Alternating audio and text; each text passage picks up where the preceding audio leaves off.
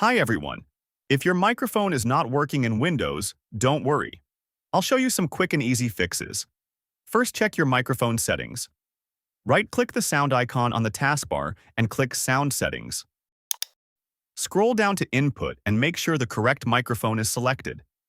Speak into the mic and see if the input bar moves. Second, check microphone permissions. Go to Settings, then Privacy, and click Microphone. Make sure microphone access is turned on and allow apps to use your microphone. Third, update your audio drivers.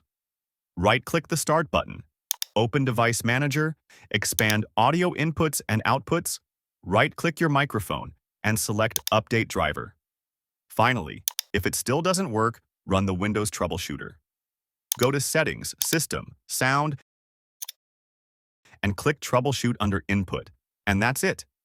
If you find this video helpful, please like, share, and subscribe for more practical tips. Thanks for watching.